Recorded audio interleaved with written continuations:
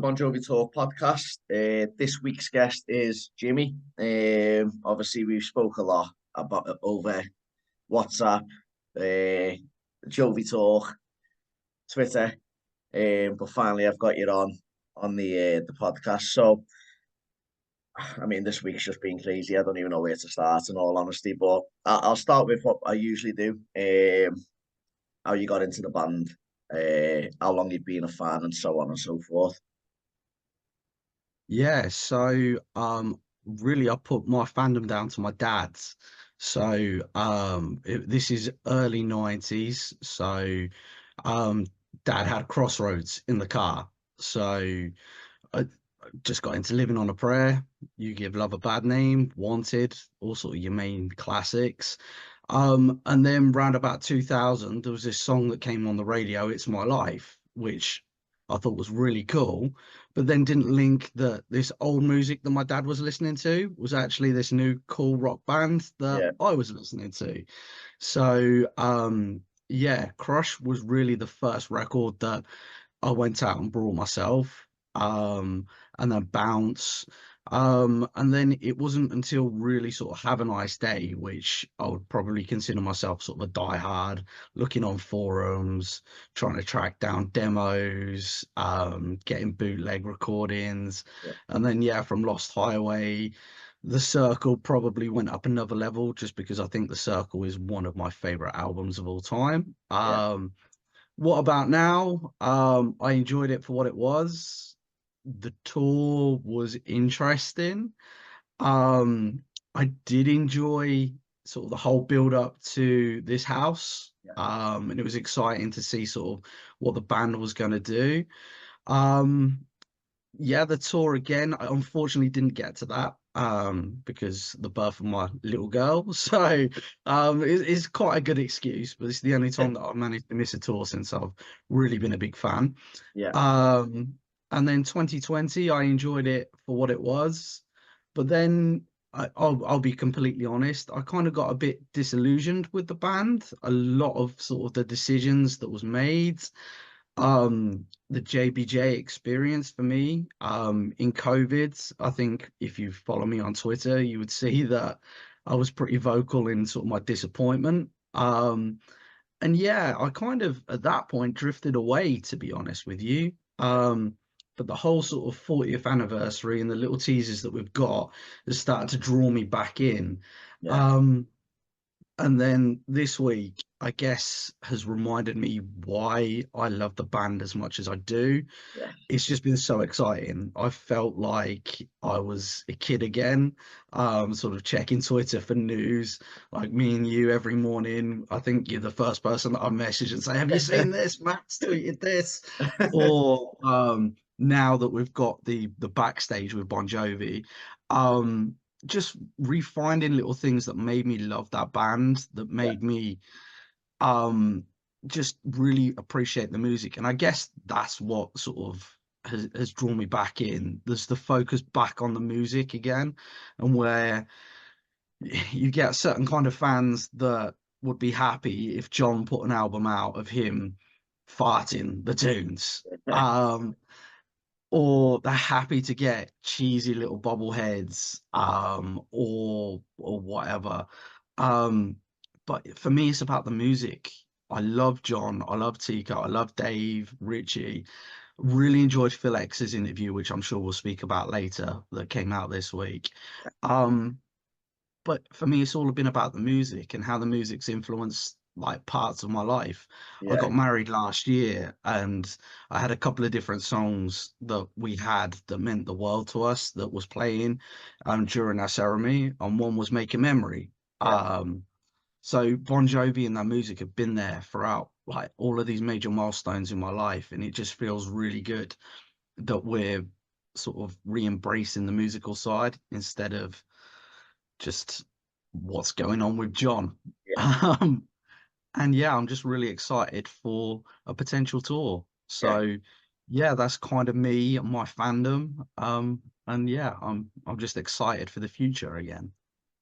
Similar to yourself, It's My Life was what got me hooked up with the band, and I think it did for a lot of people that obviously got a new set of fans with that song. But the pathway that you kind of just said is very similar to how I feel. You know, I like the first few albums after that. I absolutely love The Circle myself. I think 6 or 7 of the songs on there are some of the band's best work, certainly in the last 30 years, let's say anyway. I really do think some of them are absolutely brilliant. But then I kind of had that little decline where obviously What About Now came out. And I remember listening to it for the first time, and it didn't get me like The Circle did. I'll never forget listening to The Circle. But then What About Now? I remember listening to it and going, there's something missing. And at the time, I couldn't fathom out what it was. But then when This House is Not For Sale come back, I felt like my interest went up again in the band. And I thought it would have been the other way around, obviously, because it was the first one without Richie and, you know, Yeah. that whole saga. But then it kind of went downhill again when 2020 come out, and obviously even the 2019 tour, I was lucky enough to go to it, and I enjoyed the shows I went to, but I'd say 90% of that tour I really struggled to listen to. What do you think it is that's kind of made you kind of? I know you said about the JBJ experience, but the 2020 album kind of make you drop a little bit as well in terms of the outputs of the album, really, the inputs that kind of come out of the band and so on. I just I felt a little bit there was several things. The 2020 album for me, there was a few songs on there. Like I really enjoyed Beautiful Drug. Hmm. I still listen to that quite a bit. The bonus tracks were really good on there. Um, but it was sort of like the runaway. We were in the middle of a pandemic and we were just coming out of sort of lockdowns, and John was very vocal, and we had sort of songs coming out which was talking about the pandemic and was talking about George Floyd. Yeah, And then the first thing that came out of the band was, we're going to do a Runaways tour trip. And it yeah, just seemed money focused. yeah, And that was the big thing for me. I mean, John's vocals have been a disappointment and it's been hard, but I will always root for him, yeah, and I will always want to see him succeed. But it just seems so I don't know, clinical, but everything was ignored. It was more about how can we make the money, how yeah, can we exploit the fans. We're at a time for a lot of people were struggling. yeah, I couldn't work. When I was sort of put on furlough system, so I was stuck at home. And when sort of the JBJ experience came out, that was a thing for me that I thought, amazing. I'm going to be getting these quarterly boxes, and how it was advertised, the things that was curated from John. We're going to get outtakes. We're going to get access to loads of things in the band that we've never had before. And it was just such a crushing disappointment when you got sort of tack through the door, and I paid sort of 200 quid for this. And I'm like, at a time there when you kind of needed a bit of a boost from your favorite band, that you didn't get that. So I think that was the main thing. It was the experience. It was then the runaway trips, that it just seemed everything was geared towards money. Let's see how we can exploit the fans, and there was no focus on music. I would have been happy if they'd have turned around and said, right, we're going to open the vaults and you can spend 200 quid and you're going to get all of this music, all of this live show.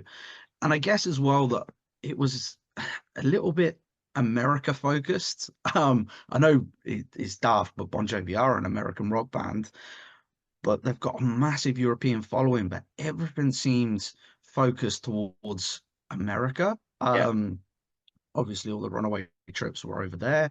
Anything John did, which was sort of online, was there was never any repeat performances for us sort of during the day. And it just it seemed the furthest distance that I was from the band. They set up the Sirius XM radio station, which they've had live shows on, sort of an awful lot of repeats recently, but that was all for American audiences, and they're the kind of things as a fan you want to listen to every yeah, Friday, getting to hear a Bon Jovi concert. whether it's something you've heard before, is exciting. And it's like there was never any sort of, you would tweet these organizations, you'd tweet Matt, you'd tweet the band.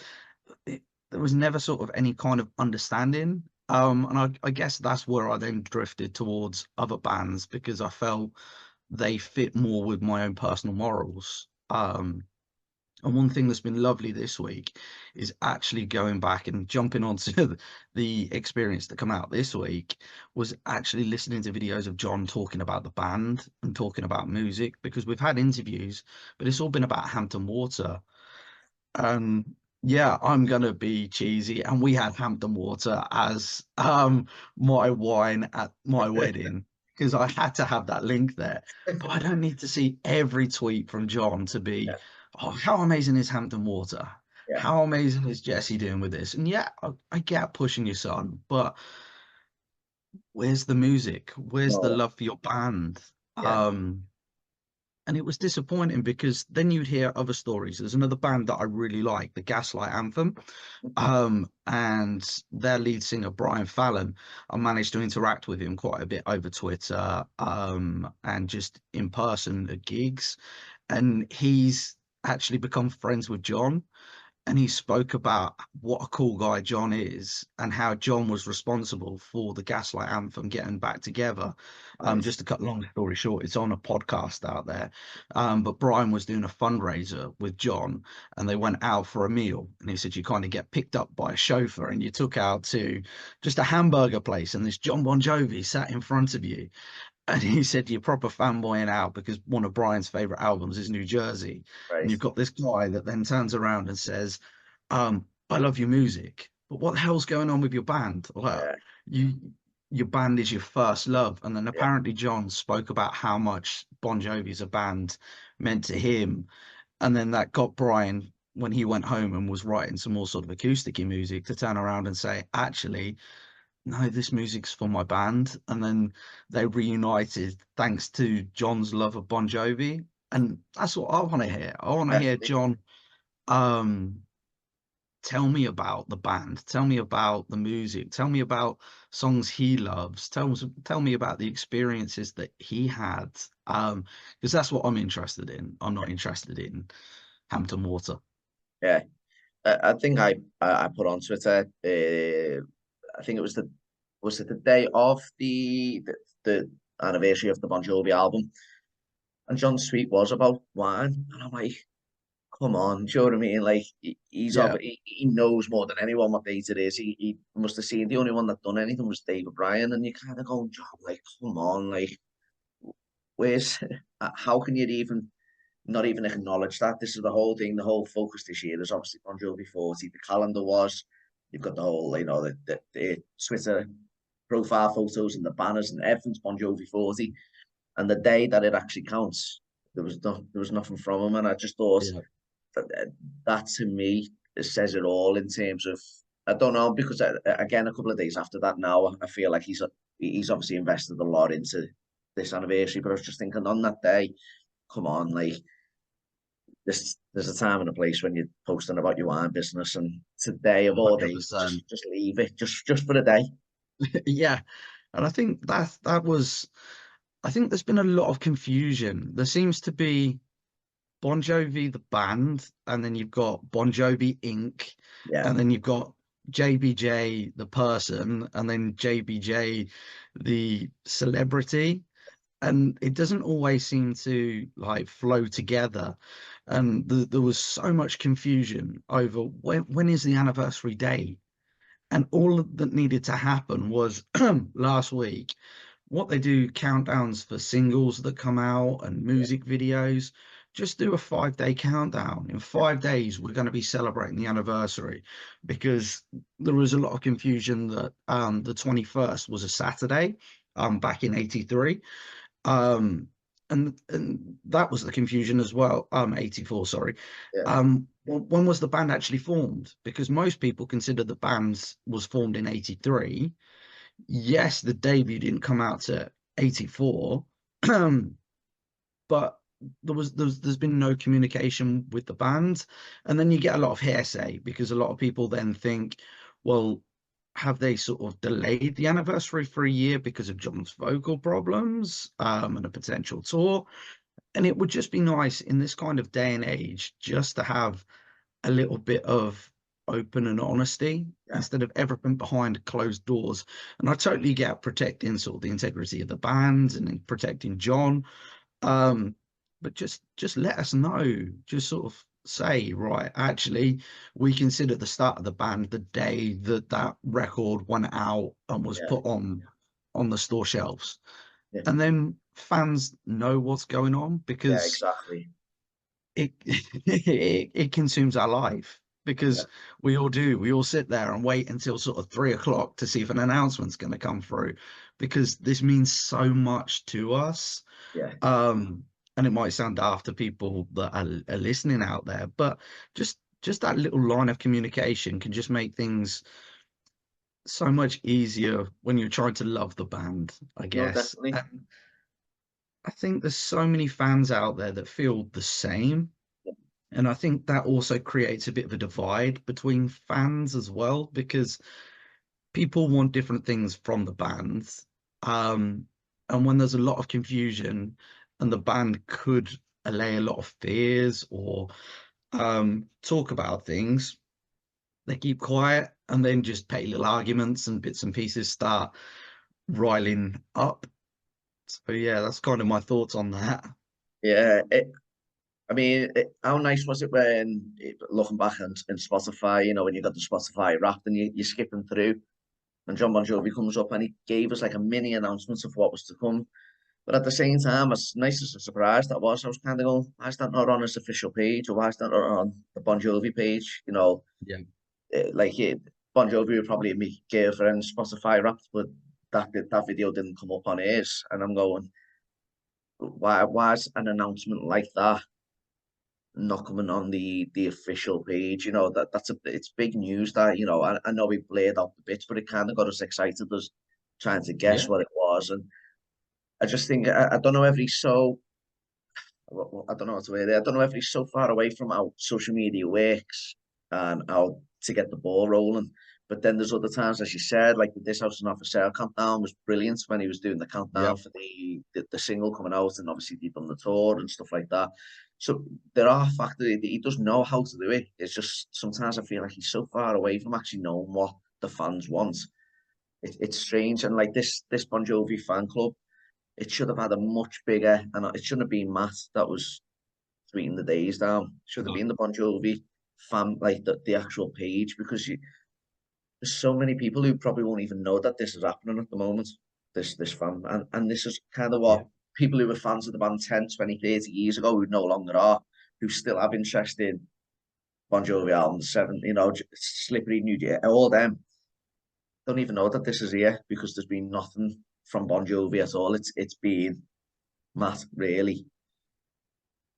And I don't understand Matt's function in the band. Like, I'm not sure because he was a tour manager. But you've got again, if you talk about Bon Jovi as a company, and Yeah, John's the CEO of that, social media is key in this day and age. And I know a few fans have put out on Twitter, especially with the debut album getting a deluxe edition. Um, yeah, it was cool that it was going to be a surprise drop, but you can't do a surprise drop in this day and age because people in Australia and New Zealand are going to yeah, get it first and spoil the exactly. surprise for Yeah, everybody. yeah, So either you do a surprise drop like some bands do, and it is 12 o'clock in America, because it will be, and it's dropped everywhere at that point.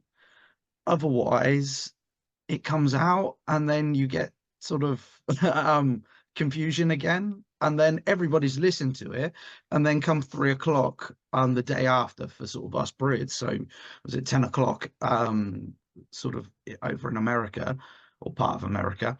Um, then you get the announcement from the band, and it's kind of like everything is behind. So again, it creates that sort of confusion. And yeah, the new experience should be, and again, it's a bit of confusion around that because people that have been part of the fan clubs before have received an invite, but is this a preview of it? Because there's Yeah, bits that are still shut off that they're yeah, going to be bringing into it. Is it then going to be put behind a paywall? yeah. Or is this it sort of softly launched and then there is going to be a bigger public launch?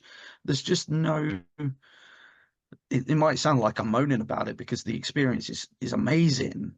Yeah. It's the best thing that the band has done um for years, probably a decade. Because there's love gone into it and there's attention gone into it, and it looks like they've got an outside company to do it. And that's probably what the band needs to do because their social media that is not run great because there's been so many times that things have popped up and fans have thought, oh, brilliant, something must be coming. And it's led to nothing. Yeah. Or they'll do a really cheesy poll or something like that, which you look at and you think, yeah, that's funny. Um, but they could do so much. And you think, I'm not being funny, but it's so easy. Oh yeah, You've got yeah, every year for the last, say, 5 years, there's been big anniversaries, whether it's an anniversary of a tour, yeah, anniversary of an album, that you could put so much focus just using your social media, and you can create so much buzz. Like yeah, use your social media page just to celebrate an era. We've just had an anniversary for Slippery. So flood your social media with Slippery bits and pieces. You're going to have, well, last year was your anniversary for What About Now? So you've got all of that content in the vault. Use your social medias just to put a few shows up. Like you can create so much buzz and create so much community around your social media. And it just doesn't seem like, it seems like what my dad would be doing and my dad's friends would be doing. yeah, It doesn't seem like there's any new blood in that upper sort of tier in sort of the Bon Jovi sort of business wheel. yeah, Like, and this is why I guess this new experience is so good because it looks like it's been created by somebody that knows what they're doing. definitely. Um, and yeah, I don't know what the answer is because other bands frustrate people, but then you get other older bands. I know a lot of people sort of talk about sort of Def Leppard. Yeah, The Def Leppard had a similar sort of experience to this, but that's social media and they're sharing and what they do just seems to be so much better than sort of Bon Jovi is one of the biggest bands in the world. You're telling me that they can't employ sort of a better social media team yeah, that can exactly. just promote things that are going to make them money. You've got, if money is the end of the is what they want, you've got this fantastic new store which is selling so much unique merch, which is crazy money. But for fans, fans will save up and buy it because it's special. It's not tacky. It's amazing stuff. Um, Promote it Yeah, because people will see that. So yeah, it, do it better. is. Yeah, exactly. That's literally it. As you said, there's a market now in this day and age where it's so easy to sell anything you want online, literally anything you want. And I feel that Bon Jovi are so far behind with the times in terms of how they should be selling stuff. It's ridiculous. You know, you've got bands who are, as you said there, the likes of Def Leppard or even a U2 who are still being known for 40 years as well, or whatever it is. They can still you know when they're touring, you know when something big of theirs is coming out. They dropped obviously the album a few years back, didn't they, on iTunes, which Yeah. everyone was like, wow, what was that all? But people listened to it and it got U2 back in the mix and everyone was talking, saying, if you got this album, just came up on my iTunes. And people who've never heard of U2 had this album and probably listened to it Yeah. thinking, wow, I've got a free album here. Like, and it probably got interest from fans. Bon Jovi can do so much like that. But they don't. And that's where I'm open from now. they started, because I think they've seen, I mean, probably because we're Bon Jovi fans, but you go onto Twitter now and it is constantly full of, well, mine at the moment about Jurgen Klopp, unfortunately, but mine's constantly about Bon Jovi and what's new and how someone's listened to this song that they never heard of before, and you know how they found this set list and album track, um, what's the word? Like album See titles, what? song titles and stuff, Yeah. where we had like Burning Bridges and This House Not For Sale, and we're looking at it going, who would you die for was meant to be for that? Like, what's going on?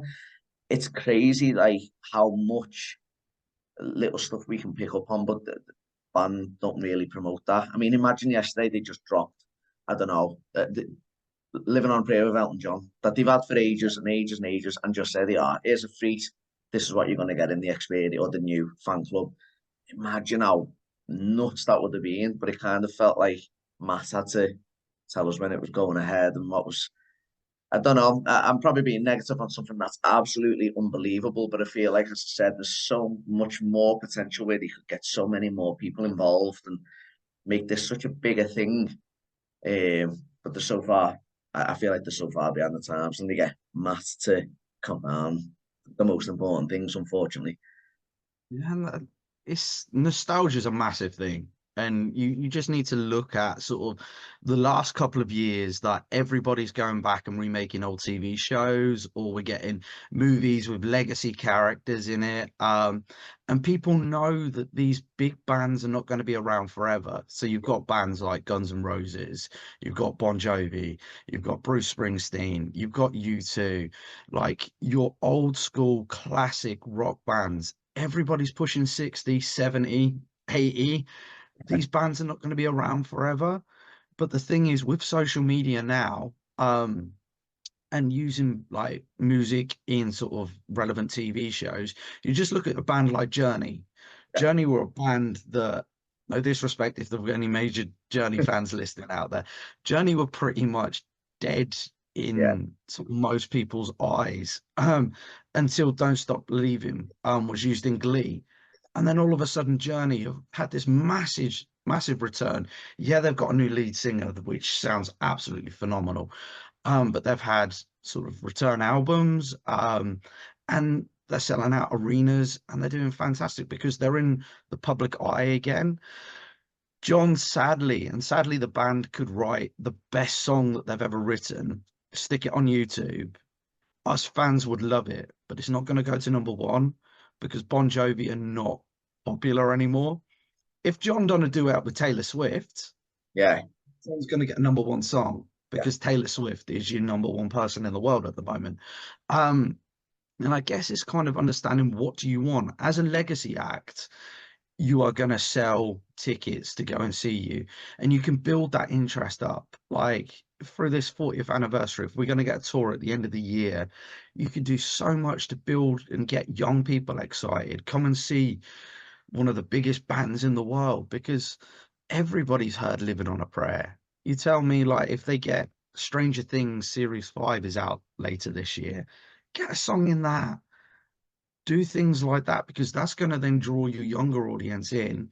And then you can say, right, we're going on tour, and young people will go to listen to one song. Like, Well, it's and happening then you now, can isn't it? actually, With that Sophie Ellis Bextor. That yeah, song was on Saltburn, and now she's number one this week, or looks yeah, like she's going to be number one. I don't actually know where it ended up in the charts, but she's got this big surge of people who've never heard that song, yeah, and that song was out what 20 years ago, maybe more. yeah, And because it was on something that everyone's been watching, that song now has gone like being brought back as if it's been like um, replayed again, and everyone's like, wow, yeah, I've never heard this before, but it's that's all it takes, literally one song, and everyone's loving it. Do you know what I mean? yeah, Um, exactly. and that is literally what it takes, as you said. I always thought in 2010, remember when Bon Jovi done Prayer with Rihanna? In my head, Yeah, after that, I was thinking these might bring this out as a single to get the ball rolling yeah, for 2011's tour or whatever, or just to keep them in the mix. Rihanna was massive at that time, wasn't she, in yeah. 2010? I mean, she's still big now, obviously, but at that time, it was probably a peak with all the songs she was bringing out then. I was thinking, right, this they could be on something I never imagined Bon Jovi with Rihanna. But I reckon 95% of the world don't even know, maybe more, 98% of the world don't even know that that version exists. Yeah, Because for a day or two it was massive, and then everyone just went, eh.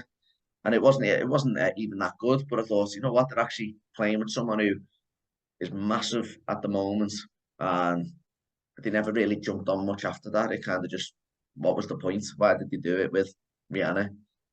exactly. And it seems to be like, and I'll knock on him because I'm not an Ed Sheeran fan.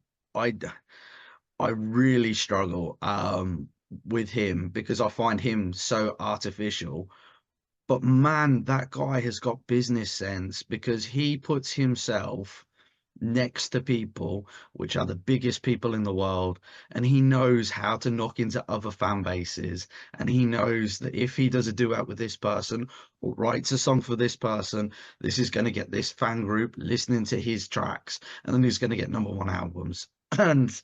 And the guy's got talent, um but he's so clever Yeah. that when One Direction were the biggest band in the world, he was there, sort of next door to them. Taylor Swift, next door to them. Like anything that that guy could get his face next to, or just say, let's put a song out together.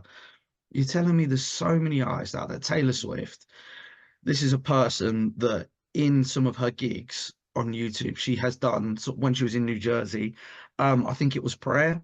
She Yeah. sat there and did an acoustic version just before she started one of her songs. Yeah. If you this year just said, right, we are just doing a one-off like song with Taylor Swift, it's gonna set like the entire fandom on Oh yeah. fire. Like, you're gonna get so many people that are gonna be like, "Oh my God, what are you gonna singing with this person for? Like, you're not a rock band anymore."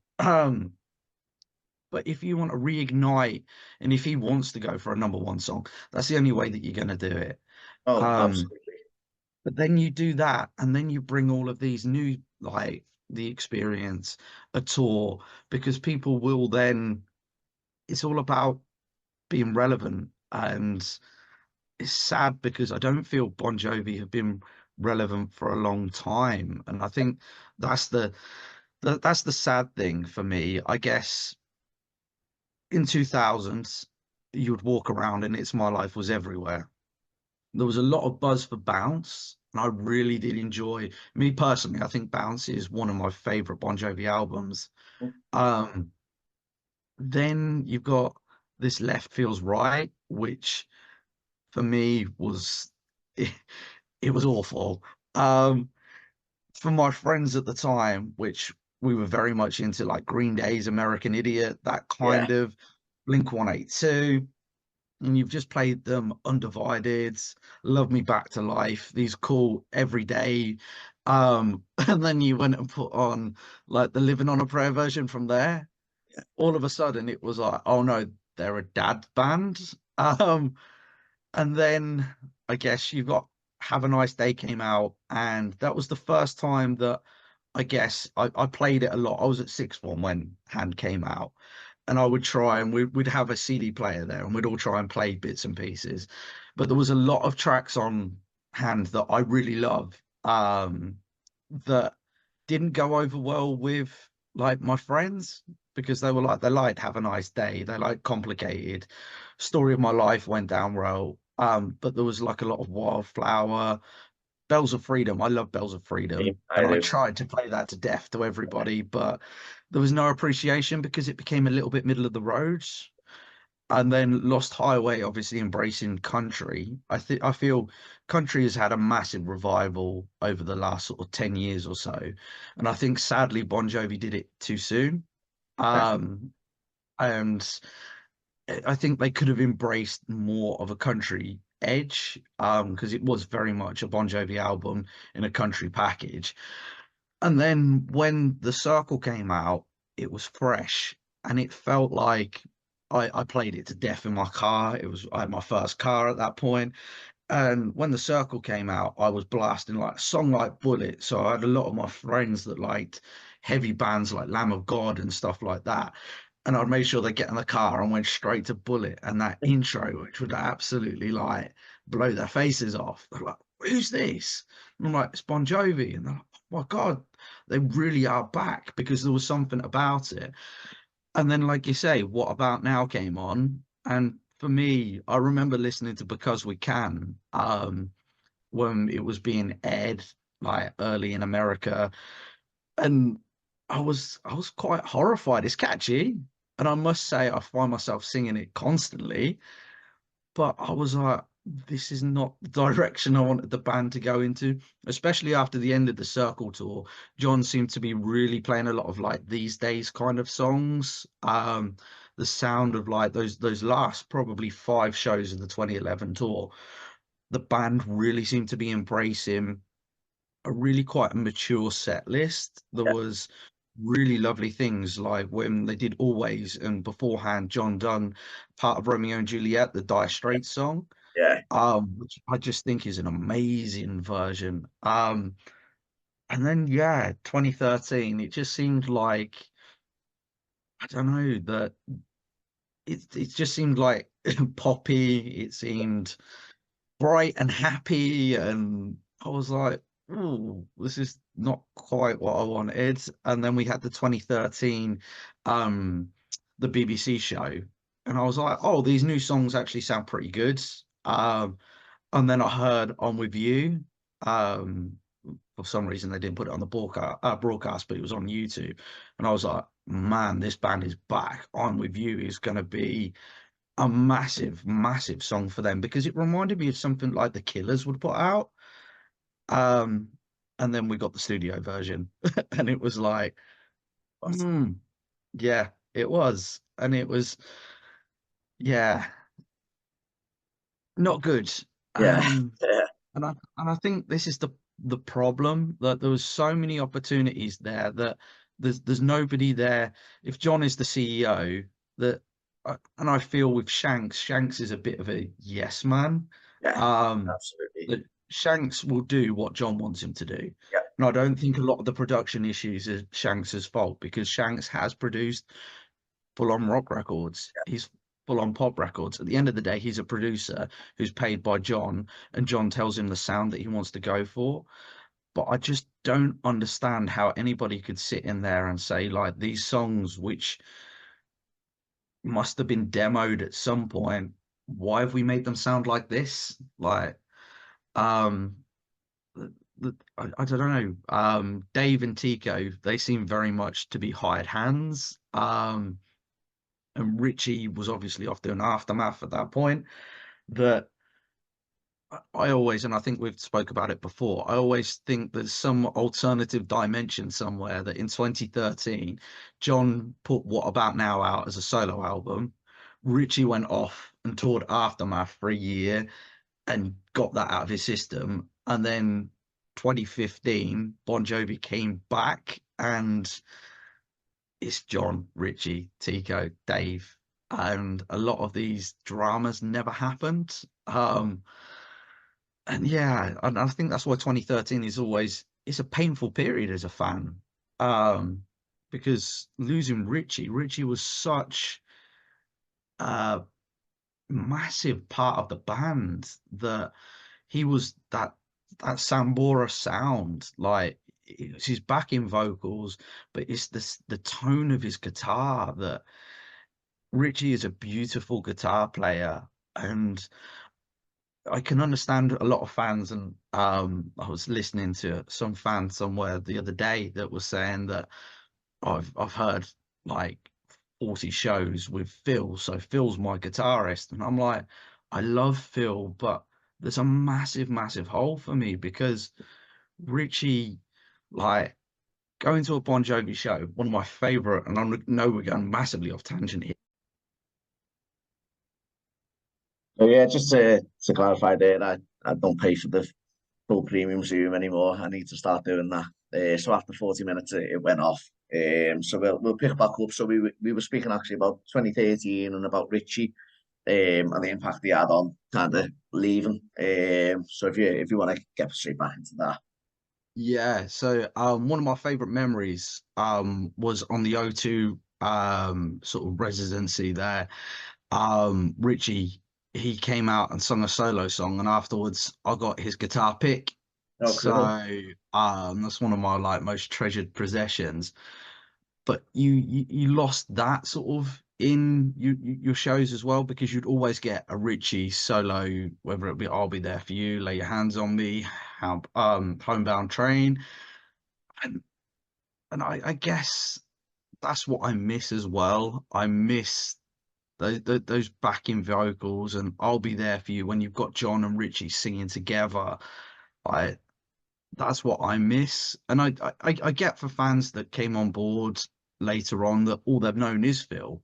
And that is cool because Phil is a talented guitarist, but there's only so many guitarists that I like Richie's style. Richie, I always fit him into that class. Well, he's a blues trained guitarist. And so he's more in line with somebody like Slash. And you saw with Guns N' Roses, when Slash left Guns N' Roses, that sound changed and they had to adapt and change their sound. Bon Jovi, I don't know what that sound is these days. There's no Bon Jovi for me was always there was always a talk box there, pounding drums, and I guess I miss that a little bit as well. But I totally respect the people that have joined like the journey we're all on with this house, and maybe 2020 as well, that all that they've got is Phil there, but there's such a big hole. Um, and I did get a little bit sort of swept away with potential reunions and bits and pieces. And then last night I watched one of the videos on the experience, and there's a really cool thing that you've got sort of almost a timeline of major events with the band, and they talk about Phil's first show, and David's involved in the interview. There's a little section where it cuts away to him, and he talks about how they were waiting for Richie, and he just didn't turn up. Like the aeroplane sat there, they're waiting for him, and he just didn't arrive. So there was no massive falling out. And then they sort of said how hard it was doing that first show Yeah. without him, because they called Phil and said like we need a guitarist, but Phil's plane ended up breaking down on the tarmac as well, so they had to perform with Bobby on lead guitar, John covering on guitar, and Dave doing a few keyboard solos when he could do, and Bobby and Dave doing their best at sort of covering backing vocals. And they sort of said that they even had gone as far as setting up Richie's place on the stage, and they had just had to hang his microphone down. And Dave just looks so hurt by that. Um, and I think John's took a lot of flack because he is the lead singer, that John's not let Richie back in the band. But the more like I've seen things like that, that I think they were really emotionally hurt by Richie not just turning up, like not a message to say, sorry guys, I can't hack this anymore. Um, Maybe it would have been easier if he fell off the wagon again, Yeah. but it just seems like Richie just walked. Yeah. And yeah, it's one of those videos that for me it hit me in the feels, that you just kind of think, damn, like for us, it's hard because, like I say, losing Richie mid-tour, and selfishly, me and my friend James, who I went to see Bon Jovi with at that time, we wanted to go for the rarities. The start of the tour, they were playing Wild as the Wind almost every night. And you kind of think, right, yeah, you've been seeing the band so many times that you've heard all the hits you need to hit, Yeah. that you go to experience those, but you want those rarities, that those moments there. Like I stood in the O2 when they brought back Hard Letting You Go, and still that is one of like the most amazing concert experiences I've ever had. And I've never been in a room where you could literally have dropped a pin, that everybody was hanging on John's vocals. The band was scrambling to try and sort of get on board with what he was doing. And it was such a unique and beautiful moment. And I felt, obviously, because Phil's joined mid sort of tour, that we lost that. And I remember going to Hyde Park, and John went for it vocally, and he was great. But I was just disappointed going in because I thought I'm not going to get a Wild As You Wind. I'm not going to get I Believe or um something that damned like that little thing that we were getting in 2011 or 2010 where like literally they could have turned around and said, right, let's play something to believe in, and they just do it or let it rock. And I think that's been hard as well. Thinking that the tours, the set lists have been quite static as well. And there's not much that I can give the 2022 tour credit for, but that Yeah, first couple of nights, the set lists were pretty cool. Seeing yeah, them come in, the videos less so. But when you sort of saw like, oh, okay, Just Older's back. yeah, Love's the Only Rule is back. yeah, Or we're gonna have an acoustic, like We Don't Run in there. Yeah, it might not be the best version, but that was cool because it was like, actually, this is a bit fresh. So yeah, so for Richie going, that's it's been a massive hole, and it's it, I he's a personality in himself.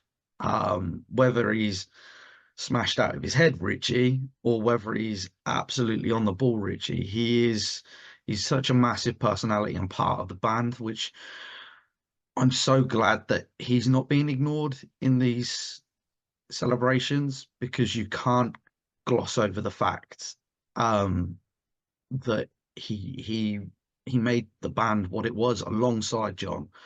Um, and I'd love to see them back. My gut feeling is my my gut feeling. I think we're going to get some promo shows for the 40th anniversary. If I was a betting man, probably maybe this year, and Richie be involved in them. And then I think you're going to get a new album and a world tour, yeah, and probably a final show. yeah. Um, but Richie's obviously not involved in the new album. I don't think he'll do a world tour. Um, and I think that'll be then our goodbye, because I suppose to talk about sort of the new stuff, the big thing that we had at right at the beginning of the week was the documentary. And what's I know you're say it's your podcast, but me asking you a question. How did Yeah. you feel when you saw the title to the documentary? What was your feeling?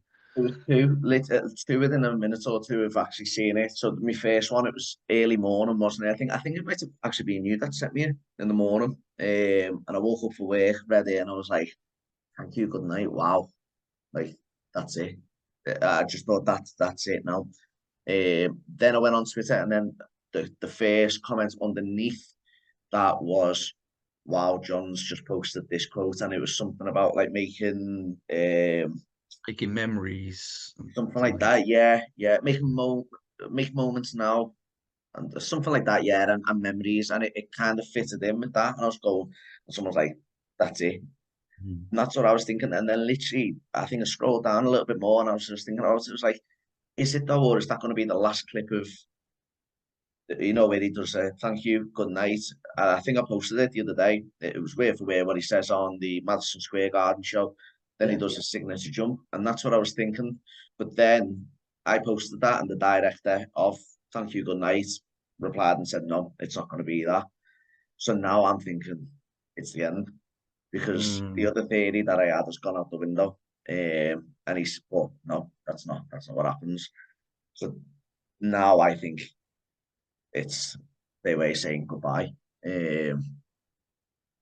Yeah, that's what I'm guessing anyway. It might not be, it might just be a fitting name. But why would you have something that's called thank you, good night if you were leaving? yeah. I just don't. Yeah, that's the first time I think even with all the 40th year, I've kind of gone on. I think this will be it. I think this will be it. But that was kind of the one point where I was like, actually, is this their way of announcing it is without announcing it? That's kind of what I've got from it anyway. I was pretty much the same, to be honest. It sounds daft. I saw it come up and I read it, and it was just like, thank you and good night. And it just felt a goodbye. Yeah, And I don't know. Every time we've been through so many different like eras of the band and cycles of the band, and you're always excited for the next one. Like me and you have spoken now through quite a few, probably the last two, three albums, Yeah, where you've got that little bit of a tease of something coming through, and then you've got like the Panda recording, and yeah, then you get a few song titles, and yeah, then you get that build up to right, oh, what's this new song gonna sound like? And then you've got a few leaks that come out, and then you get promo shows, and then you've got the album, yeah, and then after you've got the album, you've got these new songs, then you've got the tour, and you always think these are going to go on forever, and you're always going to have those experiences. And I guess I felt, and it was quite a selfish thing, that was the first thing that I thought about. Like, this has been a big part of my life following this band.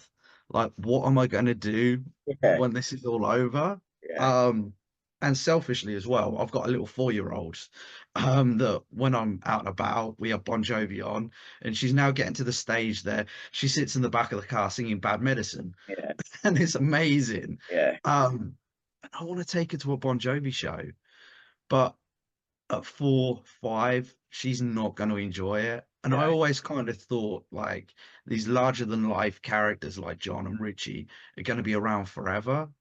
And what becomes the point when they're not? And I think that's what I kind of thought. I had such a weird sort of rush of emotions, that I was like, I'm so excited for this documentary, and the blurb on it where it says that it's taking quite a vulnerable look. And that was interesting because for me, that means like the vocals were probably going to be, just to be a weird tangent to go on. It is really weird. The Undertaker, the wrestler, put yeah. out a That's documentary, right. The Last Ride, in Absolutely the brilliant. pandemic. Yeah, Absolutely fantastic, yeah. And it was about him and his redemption, and yeah, him looking to be able to get his body ready for one last big fight. yeah, And it was a hard watch because again, he was somebody from my childhood that he was my favorite wrestler, and to see him broken down and going in for hip surgery, and seeing him trying to claw back because he's a 50-year-old and he's trying to get himself back into sort of that fighting sort of stances of a 30-year-old, and he didn't really accomplish it. And he got a final match, but it was in the middle of the pandemic, and they could then sort of record it in, was it out in a junkyard or yeah. It was weird, wasn't it? It was almost like in a field type thing. yeah, and it was clearly sort of like it was staged. I know all wrestling is Oh staged yeah, and it's all fake, but there was no audience, so they could do multiple takes, they could edit it, and he moved around and he looked fantastic. The last time you saw him in the ring, he was like a 55-year-old man that just couldn't do those things anymore.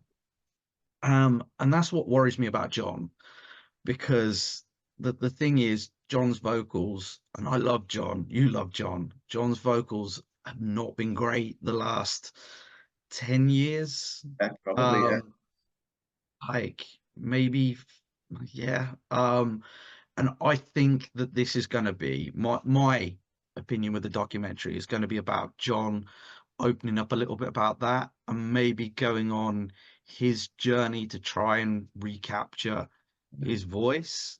And at the same time, then we're going to get the history of the band. And because that's kind of what we got with The Undertaker. The Yeah, Undertaker was going on his journey, and then we were seeing, right, what happened with him in his early career, um, like when he was like a massive superstar, and then his kind of his decline. And I think that's my feeling from reading the blurb.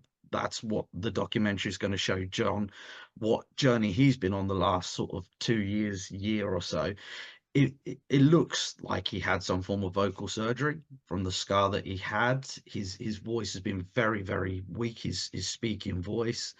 Um, and I think that would be a very, like, to open up the world to that sort of struggle would also then give him a lot of goodwill, yeah, because I think then you would watch that documentary, and if at the end of it he's saying, right, I've managed to get to the sense that we saw the clips at the beginning of the year, and I think we both felt the same. We were all throughout last year was thinking, oh, please, can this surgery have done something for him? And we'd looked at things, and this is how me and Jay are quite obsessive. We were looking at people that had vocal surgery like this, and one of them was Shania Twain, who struggled really badly, and then she's got a really good control of her voice again now, and Yeah. she sounds really, really good.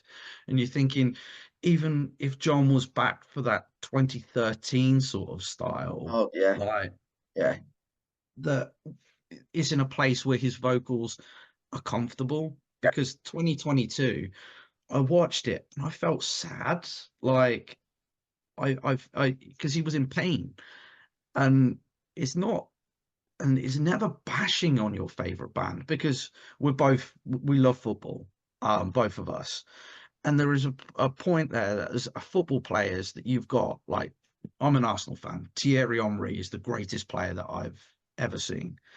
If you put 45-year-old Thierry Henry up front for Arsenal today, he's going to show glimpses of magic, but he's not going to be able to run. He's not going to be able to last 90 minutes.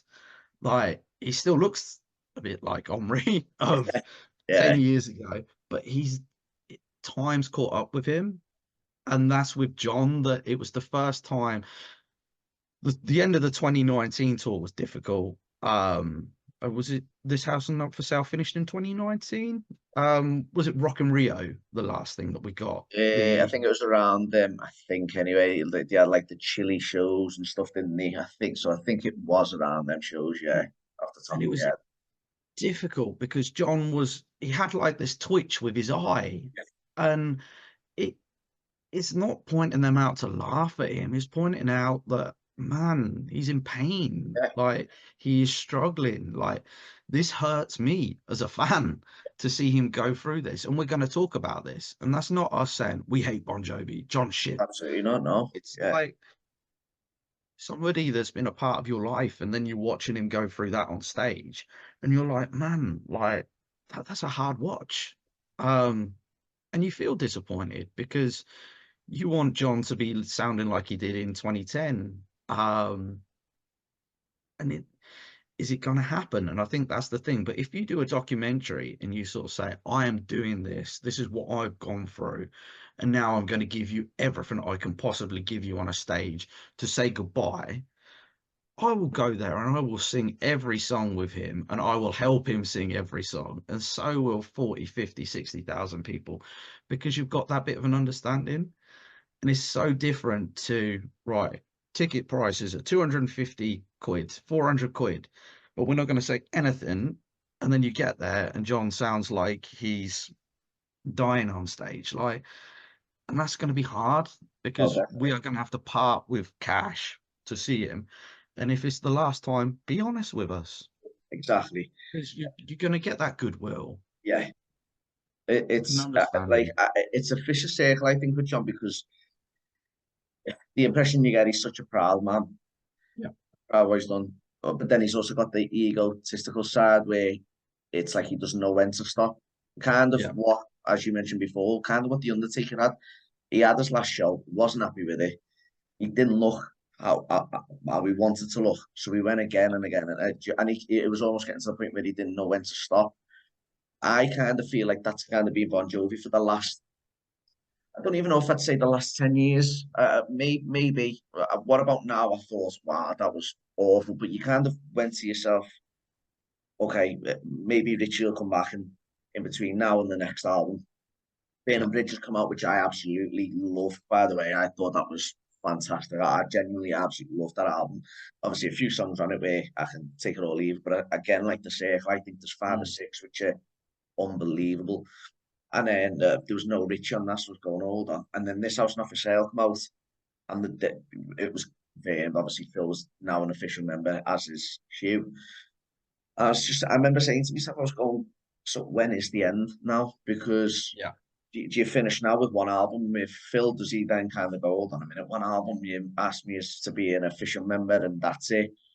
And then 2020 come out, and as I said, that kind of I love this house not for sale. Then I went like that with 2020, and then you kind of go, okay, now's time.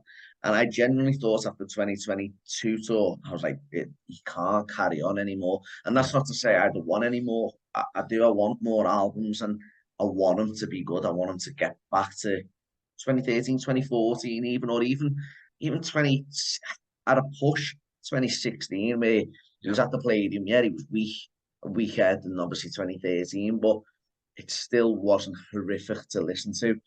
2022 generally what I found so hard to listen to, and I can't play anything. And I'm like me, I've been with my girlfriend from around that time, I think. Um, how can I can't even put on anything from 2022 because it's just embarrassing. It really Yeah. is. And I try, if there is anything, I'll try and go, oh, okay, this might sound all right. And then I get 20 seconds and I go back to 2000. Do you know what I mean? Yeah. And 100%. it's that vicious circle of when does he stop? Has he had vocal surgery? And I know we heard him do something in Las Vegas, didn't we, a couple of months ago, and it didn't sound good again.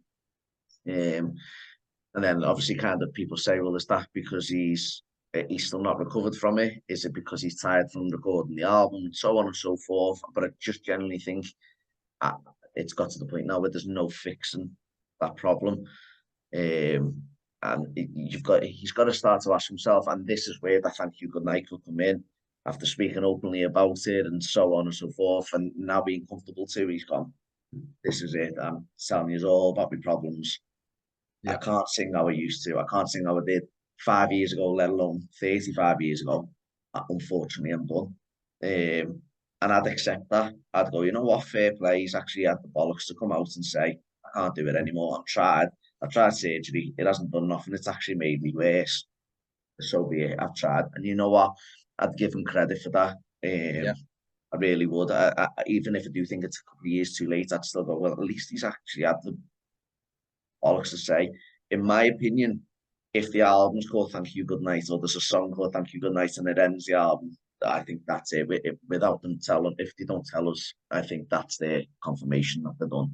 Imagine the album's called Thank You Good Night. Where'd you go from there? I think the thing for me is you look at it, Tico's, how old Tico's mid-70s now? Uh, yeah, I think so. I think he turned 70 last year. I think he's 70, Yeah. 71, is he? Something like that. Something like that. So Yeah, you look at so I'm a big Bruce Springsteen fan. yeah, Um and they're out touring and Bruce has still got it. Different vocal style to John. yeah, Um he's got a massive band doing a load of bits and pieces. But even with him, time is catching up now. And I think John looks at his peers, and you look at Paul McCartney. Paul McCartney can't sing what he used to, but he can still sing. You look at Mick Jagger, he can still sing. Like all of these guys there, you've got Bono. Bono, yeah, he can still hit a note, and that is the concern with John, that it is just like there becomes a point there. Thank you and good night. Like you can put a bookend on things. It doesn't mean that you're done completely. It just means Bon Jovi is a band. This is the whole journey. This is the story of Bon Jovi. Bon Jovi finishes at this point. And then it doesn't mean that you can't then come back and do 2 or 3 years down the line a couple of like promo shows and bits and pieces like that.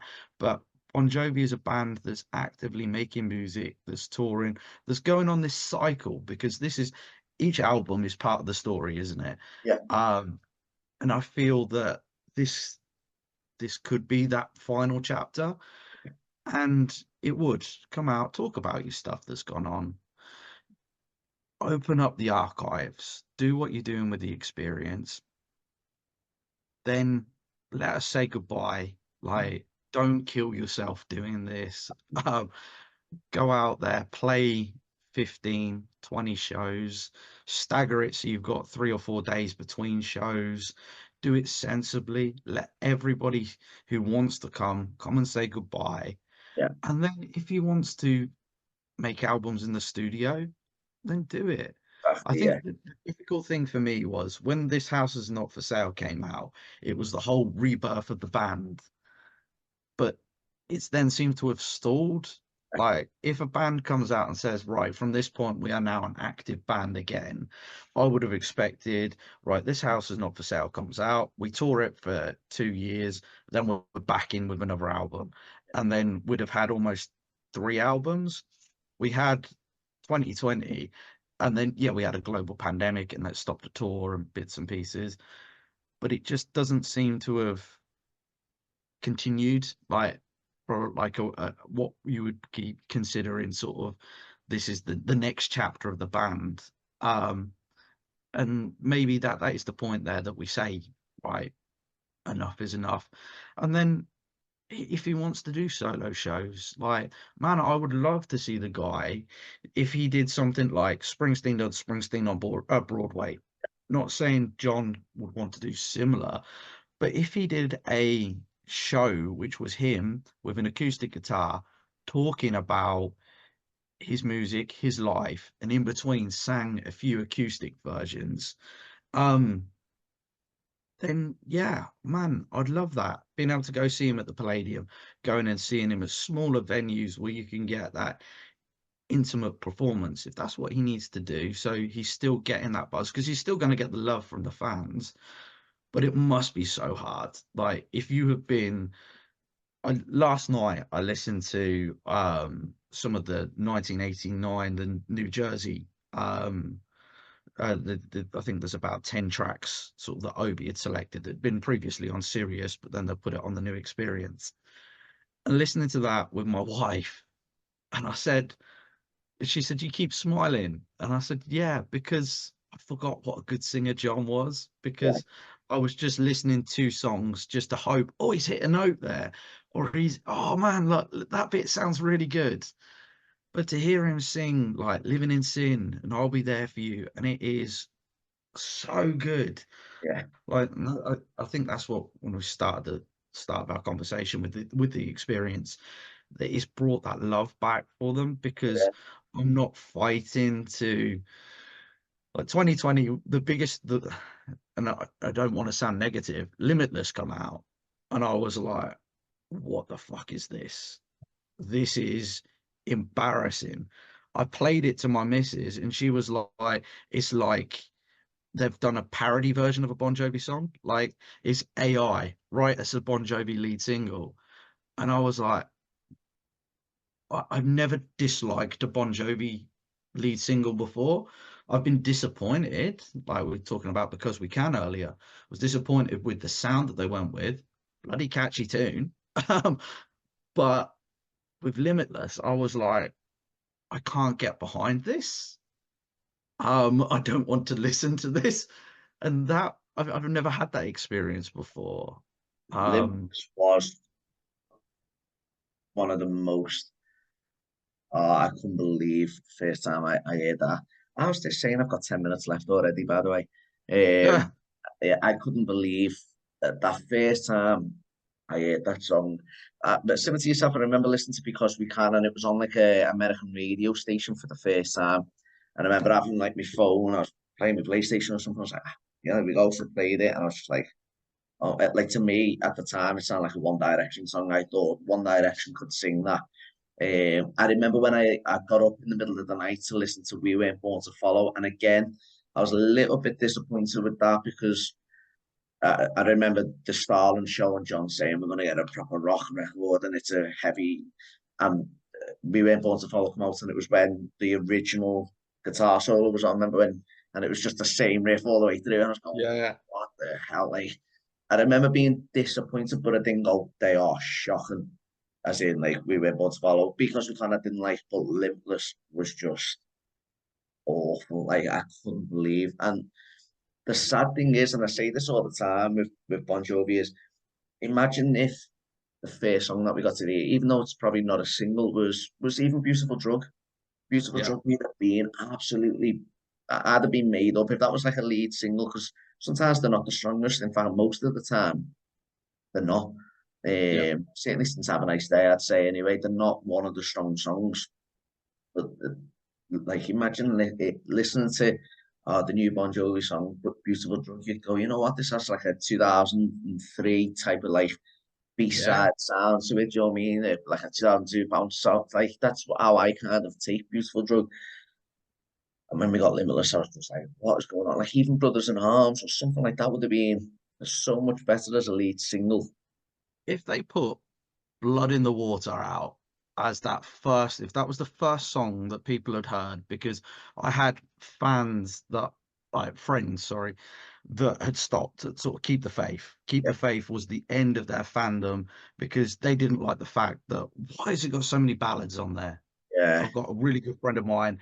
Young Guns is his favorite, like John album, and then he brought Keep the Faith. He liked I Believe on there, and it was like, oh my god, the rest of it. Me, Bed of Roses, In These Arms, some of my favorite songs. right, yeah, Um, but for him, that's where his fandom finished. And I picked him up, and we'd gone to a gig, and I was like, right, I'm gonna blindside him now, and I just put Blood in the Water on, and he was like, man, this is good. Is Sambora back in the band? Like, is this an older tune? And I was like, no, this is off of like the new album.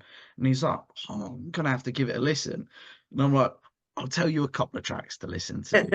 yeah, Because imagine if you've got any band like now, like my dad walks into a record shop and he goes, oh, the new Bon Jovi song, yeah, Bon Jovi album, picks it out, and the first track you hear is Limitless. Or if you do, well, most people are now streaming, aren't they?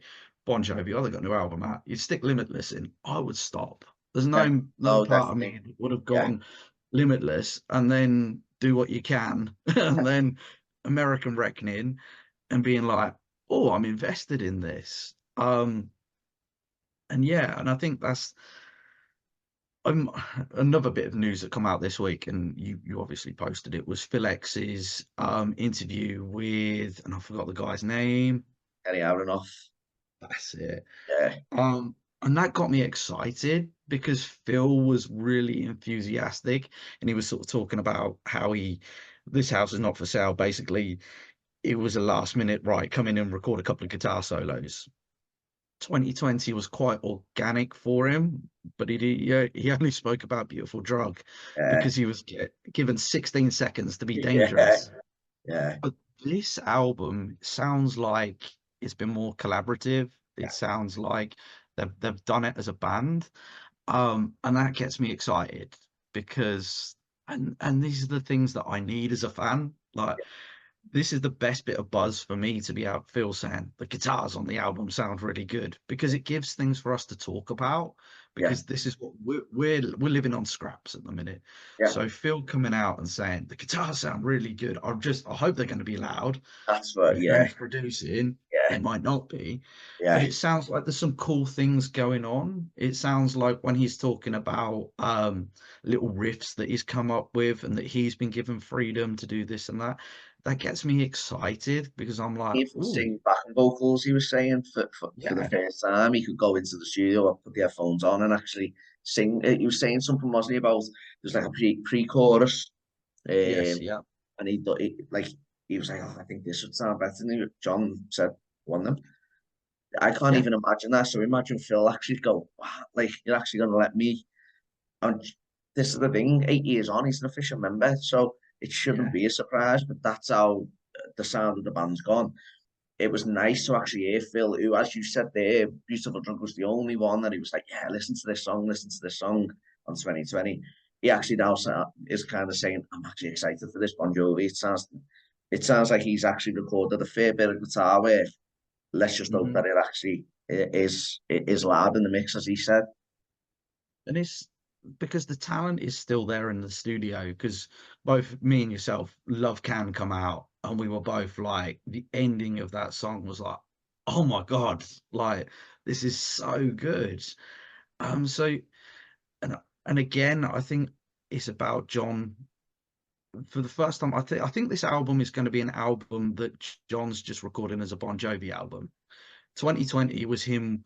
He spent a bit of time with Bruce Springsteen and Paul McCartney, and I feel 2020 was him trying to make a bit of a Springsteen record. But he's not a working class guy, and he's not authentic enough to do that. Yeah, Um, And I feel from everything I've heard about this album, like he started to write a political song, and Dave was like, "No, no, you've done that. We've done that. We want to do a Bon Jovi record." And that would be the perfect ending for me if we got one final Bon Jovi record, because it's felt a long while since we've had that. Like we said, The Circle felt like a Bon Jovi record. What About Now felt like a John solo album. This House Is Not For Sale felt very much to me like a John solo album with sprinklings of a Bon Jovi record in there as well. 2020 was what John wanted to do, but there was more involvement from Tico and Dave, and there was a little bit more life in the album. I just want the band to do something, Yeah. and I think that that would be really cool for them to have gone into the studio and say, if this is the final thing that we do, this is what we are about as a band. Don't Yeah. chase any trends. Yeah. Don't chase what anybody else is doing, because again, they went down that Imagine Dragons style route, and I really like Walls as a song. But you could tell who have they been listening to. Like, you want them to remind people, why did you listen to Bon Jovi? Yeah. Because Bon Jovi's got a sound.